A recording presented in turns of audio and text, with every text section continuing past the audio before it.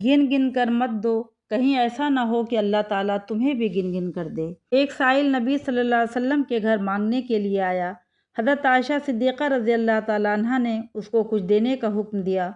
जब खादिमा साइल को देने के लिए वो चीज़ ले जाने लगी तो हज़रत आयशा ने उस चीज़ को देखने के लिए खादिमा को अपने पास बुलाया। इस पर अल्लाह के रसूल सल्लल्लाहु अलैहि वसल्लम ने हज़रत आयशा से फरमाया कि जो कुछ भी तुम खर्च करोगी वो तुम्हारा अपना ही अमल है, गिन गिन कर मत रखो, कहीं ऐसा ना हो कि अल्लाह भी तुमको गिन गिन कर दे। अगर तुम तंगी में हो तो उस शख्स की मदद करो जो तुमसे ज़्यादा तंगी में मुब्तला है, क्योंकि तुम जानते हो कि अल्लाह तबारक व तआला का बदला हैरत अंगेज़ है।